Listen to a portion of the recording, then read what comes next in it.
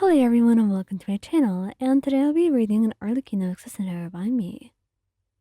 So let's get into it.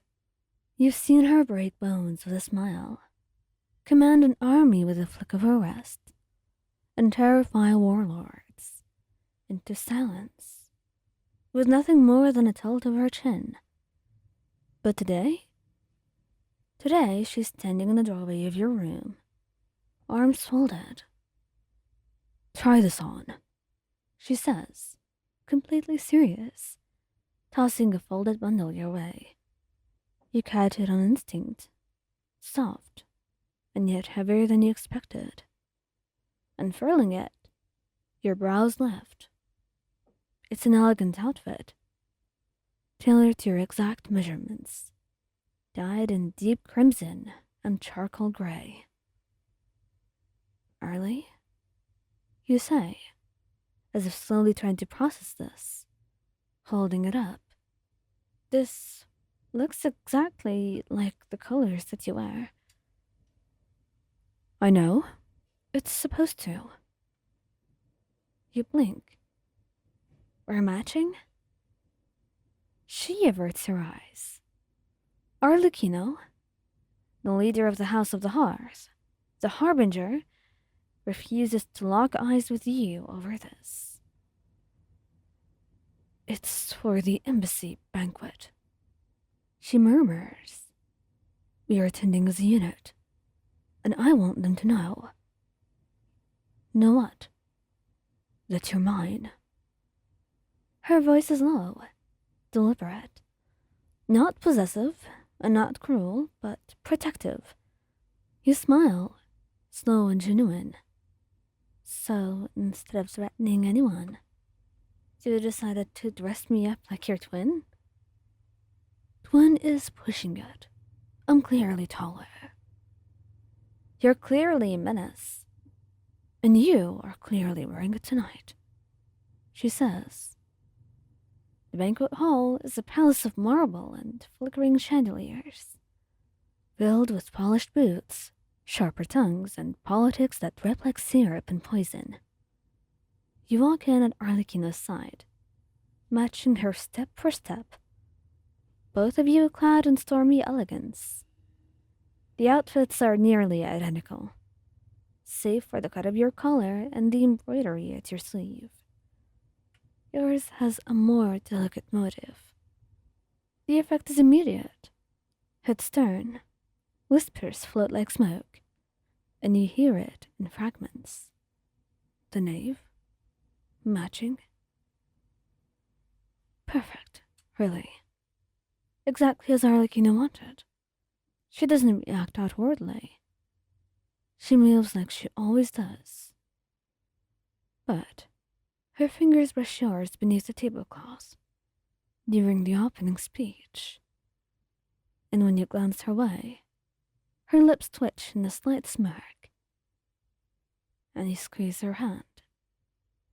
Later, as the formalities give way to wine and dancing, you find yourself cornered by some lower noble trying to impress you with the tales of his horses. You smile politely, and Arlecchino is only a few feet away, but you can feel her eyes on you. And you can feel the nobleman slowly digging his grave with every word. "And of course, the finest fabric comes from Fontaine's northern district," he drones. "But I must say your tailor did exquisite work. Though I wonder if it wasn't too bold a choice to match her." "Too bold?" "Well, surely you don't need her shadow to stand out." The man chuckles, and he doesn't see her move. You didn't even know that she was listening. But one blink and she is behind him. Another, and her hand is on his shoulder.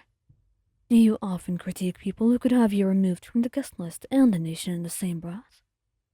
she asks, rather amused. And the noble stammers something incoherent. Arlecchino only leans closer. "You're dripping wine on their boots," she says, voice flat, and he scurries away. She stifles a laugh. Was that really necessary? Yes, and you're welcome. You raise an eyebrow. So, matching clothes and public threats. You really know how to woo a person. Arlecchino's smirk softened just a little. I wanted to make sure that it was clear that you're mine. Anyone else who doesn't get the memo, I'll make sure they do. By the time the event is winding down, you've danced twice and turned down 3 offers from diplomats who clearly did not care about Arlecchino's looming presence, or were none the wiser. You had expected her to tense, maybe even grow cruel, but she only watched, calm, amused, until the moment someone tried to touch your arm, and she smoothly stepped in. Needless to say that this guest would not be in any future guest lists, and it was quite a miracle that he came out of this alive.